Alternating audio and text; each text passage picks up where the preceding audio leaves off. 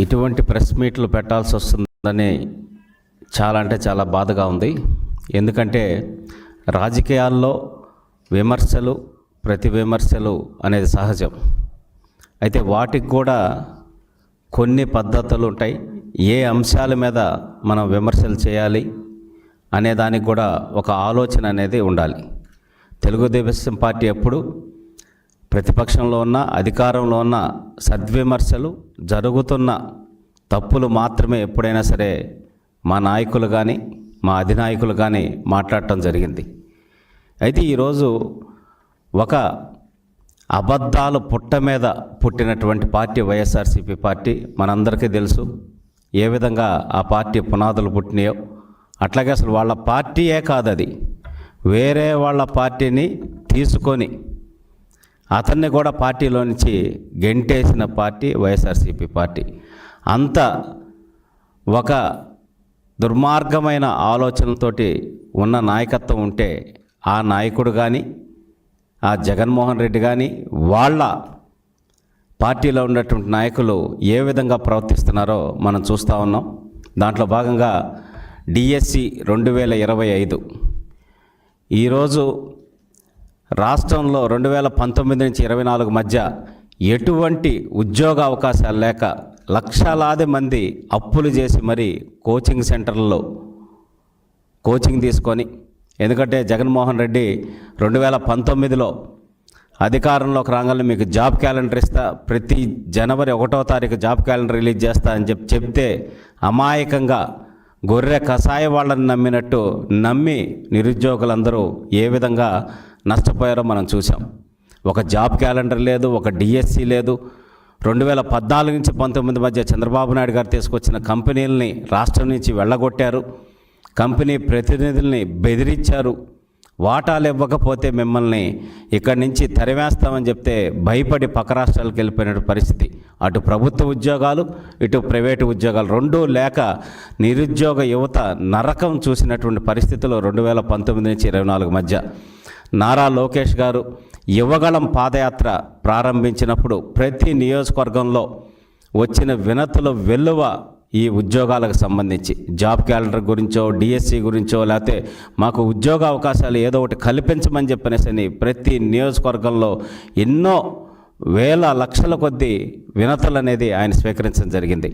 అది చూసి యువగళం పేరుతోటి 20 లక్షల ఉద్యోగాలు కల్పిస్తామని చెప్పనేసి ఎన్నికల ముందు నారా చంద్రబాబు నాయుడు గారు బాబు షూరిటీ భవిష్యత్ గ్యారంటీ అనే కార్యక్రమం ద్వారా కావచ్చు, సూపర్ 6 పథకాల్లో భాగంగా ఉద్యోగార్థులకి మాట ఇవ్వటం జరిగింది.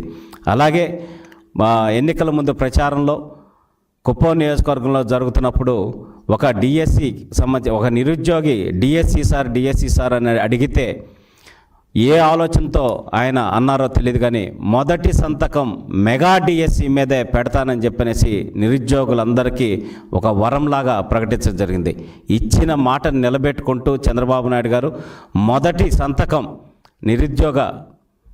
నిరుద్యోగుల కోసం మెగా డిఎస్సి మీద సంతకం పెట్టి ఒక చరిత్రకి శ్రీకారం చుట్టారు.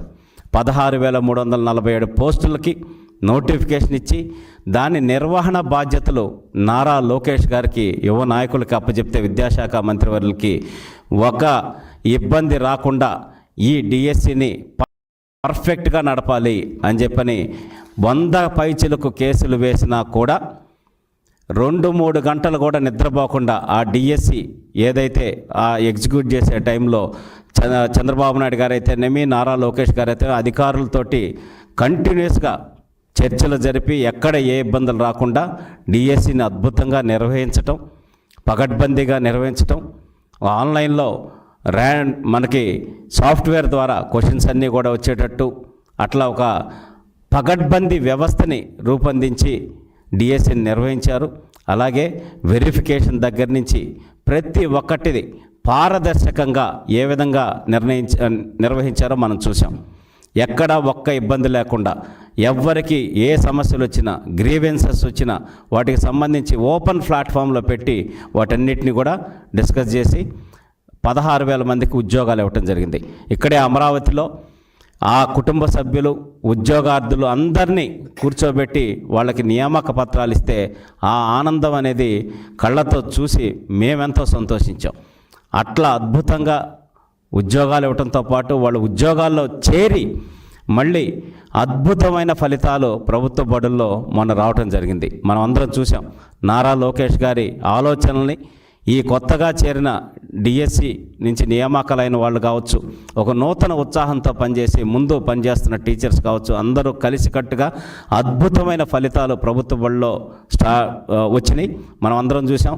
ఫస్ట్ టైం న్యూస్ పేపర్లో ఒక ప్రైవేటు విద్యాసంస్థలు ఏ విధంగా అయితే మా స్టూడెంట్స్ ఈ మార్కులు సాధించారని వేస్తారో ఆ విధంగా ప్రభుత్వ బడిలో జరిగినట్టు వాళ్ళందరూ కూడా వేసి అంత అద్భుతంగా చేస్తే ఈరోజు ఆ కడుపు మంటతో ప్రభుత్వ బడులకి మంచి భవిష్యత్తు ఉంది, ఈ టీచర్లు అద్భుతంగా నడుపుతున్నారు, తద్వారా నారా లోకేష్ గారికి, కూటమి ప్రభుత్వానికి, నారా చంద్రబాబు నాయుడు గారికి అందరికీ మంచి పేరు వస్తుంది, పవన్ కళ్యాణ్ గారికి అందరికి కూడా మంచి పేరు వస్తుంది, మళ్ళీ మనకి అధికారం వచ్చే ఆ సమస్య లేదు అని చెప్పనేసి ఆలోచనతోటి ఆఖరికి కష్టాలు పడి అప్పులు చేసి తినటానికి తిండి కూడా లేకపోతే అన్నదాన కార్యక్రమాలు జరుగుతుంటే అక్కడికి వెళ్ళి భోంచేసి కూడా చదువుకున్న విద్యార్థుల్ని నా కళ్ళతో నేను చూడటం జరిగింది.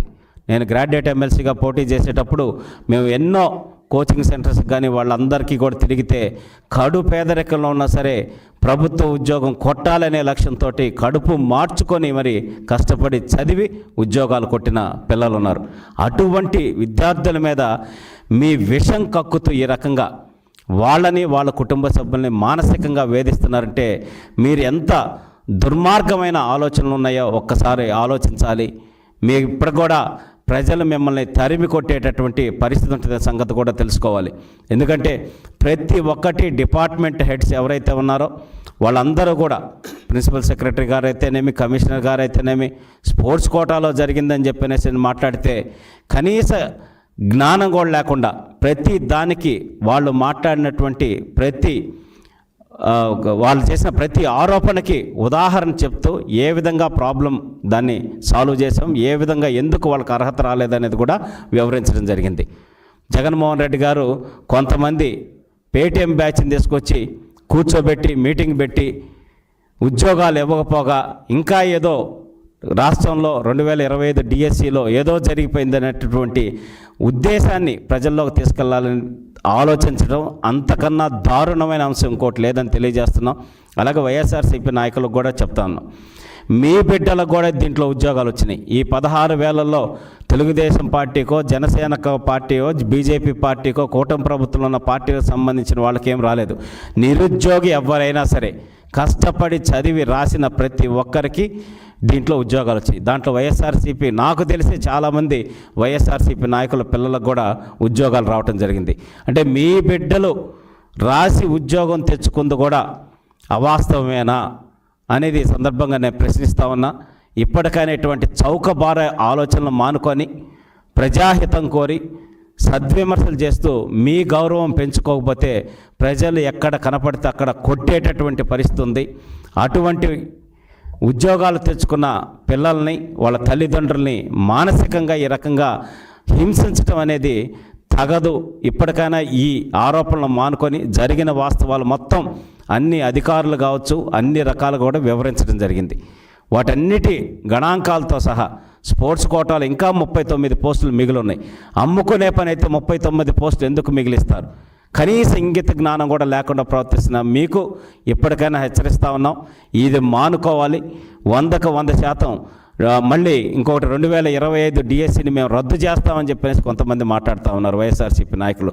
అంటే ఏంటి, మేము వస్తే అది పగలగొడతాం, ఇది తించేస్తాం, నరికేస్తాం, ఆఖరికి 16,000 మంది భవిష్యత్తు ఉద్యోగాలను డిఎస్సిని కూడా రద్దు చేస్తాం. ఇది ప్రజాస్వామ్యబద్ధం. కూటమి ప్రభుత్వం అన్నీ స్పష్టంగా డిఎస్సిని నిర్వహించింది. వాళ్ళకి అండగా నిలబడి ఈ రాష్ట్రంలో అంతా సక్రమంగా జరుగుతుందనేది కూడా ఆల్రెడీ ప్రూవ్ చేయడం జరిగింది. ఇంకైనా ఈ అవాకులు చవాకులు మానుకోవాలని, లేకపోతే భవిష్యత్తులో మిమ్మల్ని తరిమి కొట్టే పరిస్థితి వస్తుందని తెలియజేసుకుంటూ సెలవు తీసుకుంటున్నాం. మీడియా మిత్రులందరికీ నమస్కారం. గత కొన్ని రోజులుగా డిఎస్సి నిర్వహణ పైన, అదేవిధంగా సెలక్షన్ లిస్టు పైన వైకాపా నాయకులు అదేవిధంగా వారి మీడియా అసత్య ప్రచారాలు చేయడం జరుగుతోంది. నిన్న మొన్న కూడా స్పోర్ట్స్ కోటాకు సంబంధించిన స్పోర్ట్స్ కోటా కింద ఎంపికైన అభ్యర్థులకు ఎలాంటి అర్హతలు లేవని చెప్పి మాట్లాడడం జరిగింది. అదేవిధంగా కాల్ లెటర్స్ పంపితే సెలెక్ట్ అయినట్టే కదా, సెలెక్ట్ అయిన వారికే కాల్ లెటర్స్ పంపించారని చెప్పి మిత్రులు చెప్పడం జరిగింది. దీంట్లో మీ సాక్షి పత్రికలోనే మీరు ప్రచురించడం జరిగింది. ఏమని? Mega DSC teachers recruitment test 2025 call letter for certificate verification. Certificate verification కంటే ఏమని అర్థం? మీరు ఏదైతే డిఎస్సికి దరఖాస్తు చేసేటప్పుడు ఏదైతే మీరు వాటితో పాటు జత చేశారో, సర్టిఫికేట్ జత చేశారో వాటిని చెక్ చేసేదానికి సర్టిఫికేట్ వెరిఫికేషన్కి పంపించారని తప్ప మీరు దీంట్లో ఉత్తీర్ణులయ్యారు, మీకు ఉద్యోగం వచ్చిందని చెప్పి ఎక్కడైనా దీంట్లో స్పష్టం చేశారని అడుగుతాను. మీ సాక్షి పేపర్లో మీరు ప్రకటించారు.